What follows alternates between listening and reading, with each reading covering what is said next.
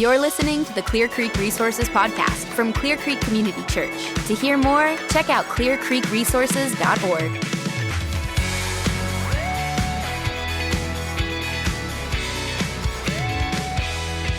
All right, so guys, we're in this series called Salty, and we're talking about a bunch of different topics. And this week, we're talking about tribalism. And in this week's message, Greg, we were preaching, and we had some other guys that were preaching at other campuses, mentioned that people bunching up into tribes is a normal thing, right? It's a natural thing, but yet it becomes problematic whenever we start bumping up against some of those other tribes around us, and there's conflict that naturally starts to come up around people.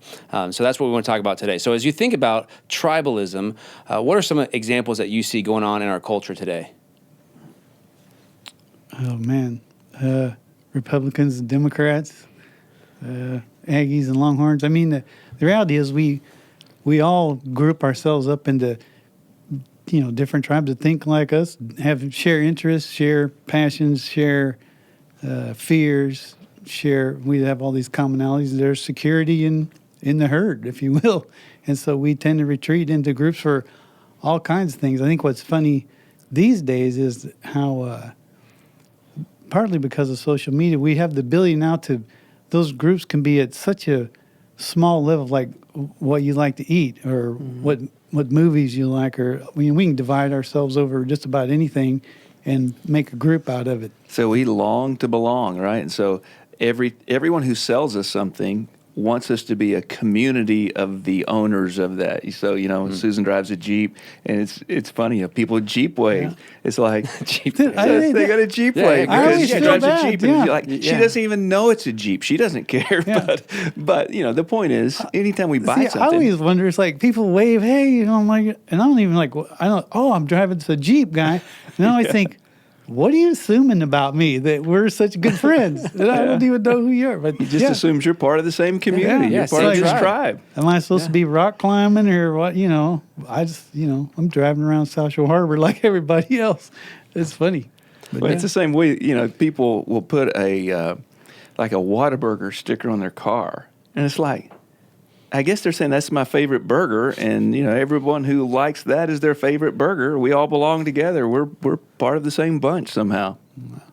Yeah, certainly. I think it is the bumper sticker type of thing where you see people's affiliations in their tribes based on bumper stickers, and it's not just an element of being for something. It's almost inherent within it to be against something. So it's like, if I'm going to be, I'm a Longhorn. It's not just I'm a Longhorn. I'm also like, anti A&M or anti OU or whatever it is. Your tribe comes with its own set of beliefs and all these different things. And part of those beliefs is being against another group or groups. Well, or we see you do triathlons. When I did a bunch of triathlons, the triathlon community is a pretty tight. Group of people, tribe. But they also, some of that is they feel like, part of that is that there's an ego in there, like we're the best athletes, we're the most fit. And then you have the CrossFit community. It's like, no, we're the fittest. And so now we have something to argue about, and we all got studies that prove we're right. And there's also like peer pressure, like heaven forbid you stop being a triathlete and do CrossFit because now you've, betrayed one group. It's amazing, but we all have passion about who we are, and that means we're right, and they must be somehow wrong or less or different in a negative way. Mm-hmm. Do you see that even amongst Christian groups, that we sort of bunch up into different tribes? Or I guess, how do you see that? Because I think we say yes, you do see it, but how do you see that? Yeah, I mean, definitely we see it. Denominations, we're all. Not all, but many are Christian, even believe the same gospel if we got down to the essence of our message. And yet, because we can always find differences between this group of Christians and that group of Christians, they're not like us. And so, we even have all kinds of jokes about Baptists and Methodists and Presbyterians that are all peculiar to their particular set of beliefs, So definitely there's a tribe in that sense. And then, there's the larger tribe of evangelicals versus the tribe of the more mainline or even Catholic, perspectives that make larger tribes, I guess. What about you? What do you think? That's one of those things, like when I first started going to church, I was 20 or 21, and I was new and naive, and I couldn't understand where I started going to church. This little church was on this road, and there was like 4 churches in a row on that road. And I was like, well, why don't we all just have one building? And they're like, oh, no, because they're Baptists and they're, I'm like, okay. But we see that we've hyper-focused on the differences. And sometimes the concerns are legitimate. I mean, there are theological issues, but sometimes it's just preference and tradition, and we hold tight. Yeah, and these days, evangelicalism, those who believe in the gospel of Jesus, theoretically, that's what that's all about, right? This community of people who believes the gospel. But evangelicalism is fracturing. There's a lot of conversation these days about that. Some guys that are Acts 29 guys wrote an article about that where they're identifying 6 different categories of evangelicals. And what they're saying is that the church is being resorted somewhat because of the differences of these evangelicals. So, yeah, we're all one tribe, but we begin to see our differences, and those differences may not be theological. They may be political, and in this case, it's very often political. And people want their church to be all about America and Jesus and apple pie, and they all that's the more Christian nationalism perspective. And then there's this whole group of people that really are saying, well, no, we're global Christians, and as global Christians, there are people from different nations who have the same allegiance to Jesus because Jesus is our King, and so it's more about the kingship of Jesus than Christianity in America. And that creates such tension that we see not just the tribes, but we see the division of where there should be unity. There's great division, and these tribes are really driven by I would say the negative edge, the thing that makes people mad, more so than the positive side of what they believe in. Yeah, that's really helpful. So why do you think that is the case? So, I mean, you think about like what's going on inside our hearts where we don't just, find a group of people that we have some natural affinity with, that we actually have to be against something else. We become adversarial. I mean, even, Greg, tell a story about, going to an Astros game and with a Cardinals hat and people, doing all kinds of stuff to you. Yeah. So, am I allowed to tell that? Yeah, tell the story. Yeah, I want to hear the story I went to before an we get into Astros it. game with Greg Penner back in the day. It was a playoff game, I think. No. Anyway, the Astros played the Cardinals. I had a Cardinals hat on out. I'm in there with Penner. So we get out in the parking lot, and this gentleman saw my Cardinals hat, and I think he had a few too many, but he was very upset by this. Oh, Cardinals fan. Well, let me show you. And he says, I'm going to pee all over your car. So he turns around and starts relieving himself on this tire, and he looks at me. He's like, what do you think of that? And I'm like, it's not my car. I don't care. But he felt enough enmity there that he was going to relieve himself on my vehicle. So, yeah. So what do you think is going on in his heart or in anyone's heart who sort of bunches up in these different tribes and have these adversarial relationships with other people and other groups? I've seen this. I don't know. I think the Lord wires you up certain ways, but if you go through the New Testament and look at almost all of Paul's sin lists, if you will, all the places where he points out, he lists these adjectives that describe how broken men are. So many of them are relational. Gossip, slanderers, murderers, and so I just think that part of our brokenness, part of our sin that dwells in us, fractures relationships. We are bent to be at odds with other people in the same way that our sin makes us at odds with God. We just can't help it. And so we find reasons. Yeah, it's funny how we're created in the image of God. We long to be with God.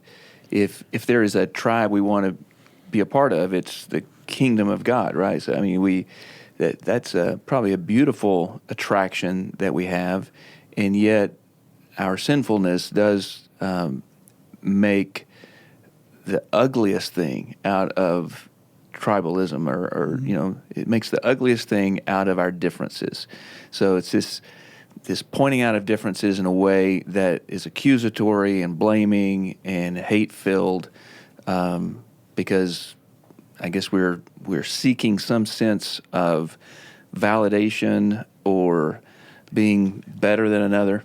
Yeah, I think when we're, when your identity is outside the story of God and how you're part of His story, then everybody that's different than you is a threat, right? They're a competitor, they're in some way, you're denying that what you think or do is valid, and so that's why people struggle with anxiety, because everybody's an opponent, and so we just have tension with everyone because we can't help it, because we have no choice but to focus on how.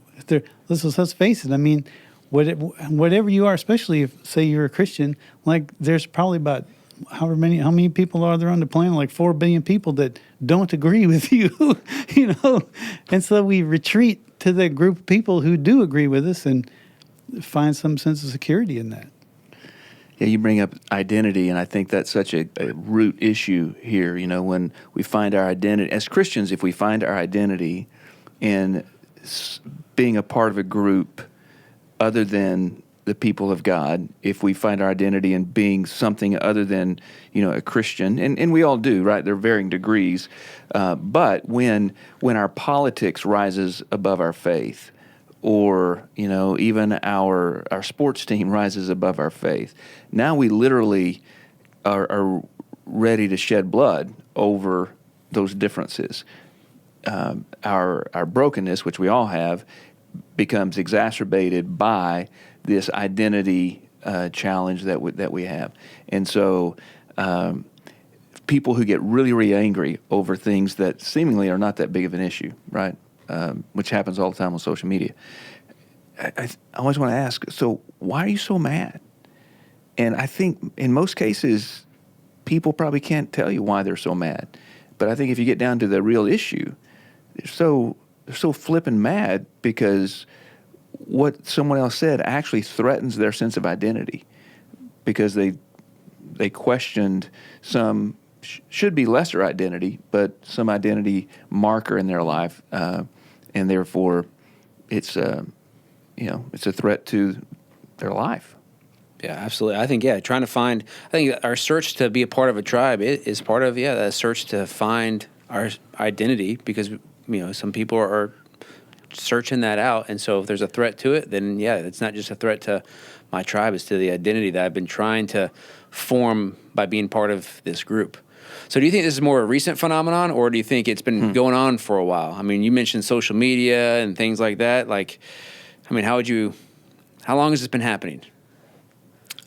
Forever, yeah. But I do think these days it's just easier, right? There's more ways to identify yourself with a group, on media and stuff like that. And so I just think it's much more visible. And I do think our culture is I don't know, we're just in a season where it's the thing, right? Everybody's going to fight. I'm right and you're wrong. I'm good, you're bad. I'm holy and you're evil. And that's just, I don't know, that's just, it's the trend of our society right now. Yeah, I mean, it's as old as time, but it's, everything's compressed and everything's expressed. So you think about how everyone's opinion gets posted for people they don't even know to see on social media, and the political vitriol is such that if you disagree with me, you're crazy, you're an idiot, you're un-American, and again, all of that just gets inflated with social media. I think it's interesting.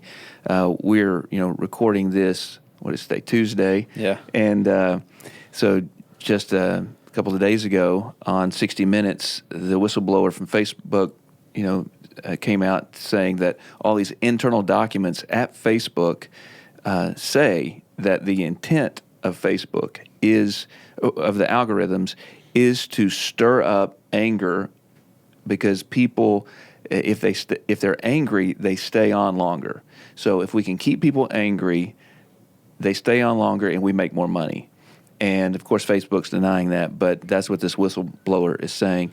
And I think when you think there's some design to even help make it worse, it is it's really frightening. Absolutely.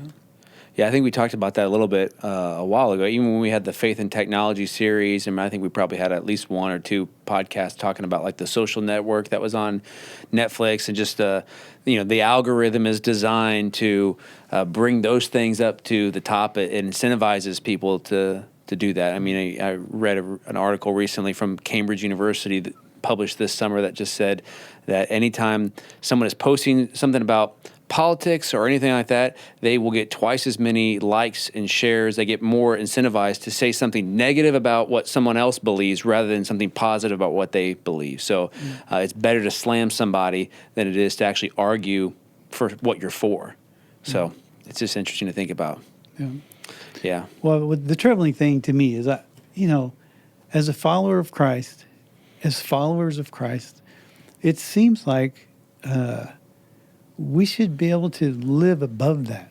I mean, we shouldn't be tossed around as Ephesians 4, we're like, by every wave of cunning and every scheme. I mean, it just throws us back and forth. But that's what that sounds like to me. It's like people are just being worked, and which is the way of the world, right? So, but as a follower of Jesus, I should have an anchor, right?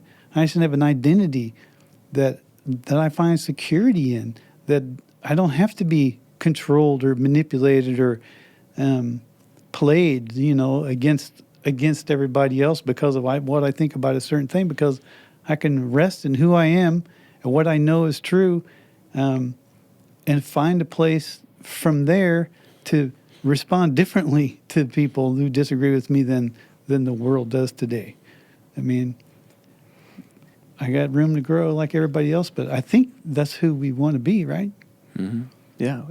You talk about that like there's a macro view and a micro kind of expression of this. Talk about that some. Well, I think this is just the way my brain works, but I think it's easy to look at the media does this, and the political parties do, all these people, they take all these positions that cause problems, but really the problem is in my own heart. Like, I'm not secure in my own identity in Christ, or I'm not satisfied with it. And so I've set my hope on all these worldly things or fleshly things. And so when people are different, they're threatening the things that I really have my hope in. That they're threatening the things I really want to do instead of the things that God calls me to do. And so I think part of all that stuff, really, we just use it to deflect from the sinfulness in our own heart. Right? This is about what Christ calls you to respond to other people in a certain way. He doesn't talk about what CNN does or what Facebook's doing. It's like, here's how you deal with different people, And so I think it's easy to talk about all them out there, so we don't have to look in the mirror. So it comes down to what we do with the phone that's in our hand or the computer that's in our lap. Yeah. I mean, I guess it starts with the anger in our heart, but can we find a way to not begin to express all that anger just because we have an avenue? Yeah. Yeah. Well, I think what's interesting to even think about almost every topic in this series, whether it's materialism or consumerism, tribalism, like no one likes those things, right? We all would say like, yeah, that's a bad thing, and everybody else does that. And really what you're saying is like, but we have to look at our own hearts, because we're just as tribalistic as anybody else. Like, so it's a message for us as well. It's not just like, oh, great, they're preaching on tribalism. I hope that like they really get those other people. Yeah. That's a tribalistic statement. In my gospel care class, because I just remember when, John says in John 1, it's like truth and grace came through Jesus. So Jesus came with grace and truth. He didn't just come in truth, and he didn't just come in grace and truth. But the way Jesus communicated the truth about who God was cost him his life. And so I always tell people, that's why it's hard to be a follower of Jesus, because to tell the truth the way God tells the truth, it costs you everything. You don't get to have your ego. You don't get to have your way all the time. You don't get to have everybody love your image, and, you're going to be the odd man out. But it's like, so you can tell the truth. So when you think you're on Facebook and you're blitzing somebody because you're telling them the truth, telling the truth, it's like, well, that's not the same thing. Because Jesus didn't separate grace and truth. He came in both, and he died.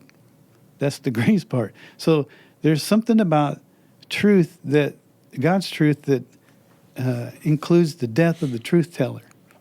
And we just don't want to die to any of that stuff. We'd rather fight. Yeah, I think some people think, I think I'm saying the same thing you are, that they think that by standing up for the truth that they're doing the right thing. But in standing up for the truth, they have abandoned humility and chosen the way of the proud. I'm not going to let someone get away with that, or I'm not going to let someone, push me over. I'm gonna fight back. Fight for God. Yeah. Yeah, which is interesting. I don't have it in front of me, but I remember reading some study that talked about how I don't remember what it was. It's something how like you don't change people's minds on social media. How like people are least likely to change their mind or whatever. I don't remember what it was, but it's something like basically I got to go fight for God. But the reality is the way that the social media is and how people treat it is you're more likely to be speaking into an echo chamber than you are to actually change somebody else's mind who thinks differently than you. And so it's almost I don't think anybody's ever been argued into the kingdom of heaven. Right. It's like Jesus said, love your enemies and pray for those who persecute you. To be sons of the Father, what's it? Well, he makes the, sun rise on the evil and the good, sends rain on the just and the unjust, however that text goes exactly. But it's like, that's what God does. He's good to everyone. And so even his enemies. And so if you be like that, because that's your identity, you're sons of the Father. So be like your Father. And so Jesus never compromised the truth. We don't have to compromise the truth. But we owe the other guy what Jesus told us to love him. We owe him that. We owe him to love him the way God loves him. And so, man, if we start to be more passionate about going about truth with grace the way Jesus describes in that text, for instance, then at least as far as in the church, maybe some of this stuff could start to simmer down. Yeah, Bruce, you mentioned that it's almost like there's competing identities, right? So what are, at least for followers of Jesus, like what are those identities that are most prevalent, or they're the most attractive thing for people to grab hold of as a competing identity today? As the competing identity or the Christian side of that identity? For followers of Jesus, what are the competing identities of the day that people should be aware of and look out for? Man, there's so many. If you think about the very things that we consider to be idols in our culture, all of them have an identity. So if money is an idol, then the being that person who's successful and has all the markers of success would be an identity that goes along with that, right? Or if being smart is so important to you because you're an academic, or you just read a lot or whatever, and you always want to be considered smart, then that's another kind of identity. So really, it's whatever the idol of the culture is, kind of shapes those identity markers. Did you have some in particular? No, I was just thinking about like the tribal identity. So I mean, like, how are Christians guilty of tribalism today? Like, what's the thing that is most alluring? I mean, you mentioned politics earlier, and things like that. I mean, obviously, there's a lot of different affiliations, tribal affiliations people have today that some of them are somewhat trivial. Like that might be a sports team, even though it can obviously go cross some lines. But what are the things that really it threatens people's their Christian identity, of saying like it almost, and at times maybe even dethrones Jesus. I mean, I don't want to say, accuse somebody of that, but like what are the bigger threats for people? Well, I mean, we've mentioned politics already, but I think especially coming out of the last couple of years, it seems that's one of the most prevalent is, and maybe people wouldn't boil it down to something so simple as, red or blue, Republican or Democrat, but being, conservative or, a constitutionalist or, there are some more nuanced versions of that, or people who think government should care for the people, or, however they characterize it, so that then they take on the identity of being the rescuer or the defender, as opposed to just, carrying a political moniker of some kind. So what's the antidote? Like how should Christians live their life in a way so they don't fall into these tribalistic things that are just lesser identities? I mean, they might still identify with certain groups or opinions, affinities, but yet don't let those reign supreme over their hearts. Yeah. When I was talking about this in the messages, the text is 2 Corinthians 5, and Paul says, before he starts off talking about identity, that if anyone's in Christ, he's a new creation. So you're a new creation. So set apart, no longer fleshly, you're this new creation. And then he emphasizes that we've been, our redemption. So we needed to be redeemed. Like, don't ever forget that. Mm-hmm. All these people that you're so, opposed to, you had the biggest enemy there is. You were enemies of God. And he reconciled you to himself through his death. And so, and because he did that, the text is like, you have a new job now. You're supposed to be an ambassador for Christ. So your message is his message. As a follower of Jesus, you don't have your own message. An ambassador takes the message of the one who sent him. And so I think, man, just think, how different would you respond to people if you really thought, God is making his appeal to that soul through what I say and do in my relationship with them? Because that's what the text says. Because God, we implore you, in Christ, be reconciled to God. Like, God is making his appeal through us. So it's like, if you really believed that that's what was happening with all these people that even that you very much disagree with, the same way Jesus walked with all the people that very much disagree with him, if God is making his appeal to that soul through what I say and do, I think it might. And that was the most important thing, because that's who I am. It might change the way we respond, right? It would change the way. It would change the way I respond many times. And so... Yeah, I think that's rich. I think in some practical expressions of that is, if we're really embracing our identity as children of God, we're ambassadors for Jesus' sake, then we would stop finding our security in labels, or just tribal points of view. And I think we'd really work hard at listening to people, instead of, because isn't that the behavior of tribalism? It's great to have a tribe. It's dark when you get into tribalism and you question everybody else just because they're in a different tribe. And so if we're going to carry the name of Jesus and we're ambassadors for Jesus, then a practical expression of that, being an ambassadors, we're going to carry the message, but we're also going to listen. Because if you look at what Jesus did with people, he didn't come to condemn the world, but that the world might be saved through him.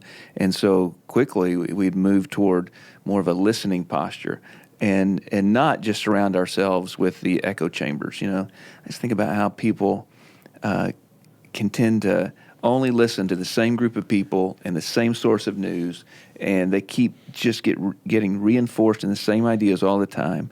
And it's not that the ideas are bad, it's just that they're not acknowledging that we are sent to people who have a very different point of view. So we're sent to love them and to listen to them and to bring them a new message, a different message. And you can't do that from an echo chamber. You got to do that, in flesh and blood and real relationships and having real conversations. I do think there's you can't substitute interacting with other human beings, and I do think that's, if there's a negative side. So I'm old, and so maybe I think this way, but I do think if there's a negative side to all the social media stuff, it really just provides a platform for people to be hateful and ugly, and there's no consequence for that, right? You're not in the presence of someone, and so Jesus didn't pronounce things from on. He came here to walk among us and listen and talk and teach and ask questions and answer questions, and he understood the human condition. He understood sin. He understood the environment that produced the way we respond sinfully. He engaged in all that so he could have compassion on us. And so I just think that many times I sat in my office and talked to someone who's got a lifestyle that's, crazy. It's destructive and harmful, or they find themselves in all this situation, but you listen to them for an hour, and at the end of the hour, instead of wanting to point your finger and rage at them, you're crying with them because your heart is broken, because you connect with someone's experience, and it changes the way you respond to them, and you don't have that experience from behind your keyboard. And so I think, you just have to, like Bruce just said, it's face to face. You have to spend time with people, and it's not easy, but it will soften your heart. Yep. They're no longer the label. They're no longer whatever the label is, or they're no longer the other tribe. They're this person with a name and a life and pain and need, and so that makes all the difference. Absolutely. Well, and you think about how the gospel is what reconciles us. So we're talking about tribes, and you see when tribes are mentioned in the New Testament, especially in the book of Revelation, you see this host of people from every tongue, nation, and tribe is used differently than what we're talking about. We're talking about more just like people who are like you and think like you, but how the gospel unites people and reconciles people. And so that's how, you look across the multitude of people who are worshiping Jesus for all eternity in the book of Revelation. It's all these different tribes, because that's really what is the ultimate uniting thing. So, I mean, the natural propensity for humans to group up and to be with people who are like them, it's like the gospel is actually trying to draw those people together, to unite people even in our differences, and to understand someone else's perspective, and to ask questions, and to know their heart, and to see another human soul that God loves and that you are called to love as well. And it's a beautiful picture. It is. And if we could live it out, if I could live it out, then we would be fulfilling what Jesus calls us to do, to be his ambassadors. So, Yep. All right, well, hopefully we can do that. We'll grow in that, but I appreciate you guys having this discussion. Thanks. Absolutely. Yep. Hey, thanks for checking out this video. If you haven't yet, make sure that you hit subscribe down below, and check out ClearCreekResources.org, where we have videos, books, and sermons on there, as well as our audio podcast. Thanks for watching.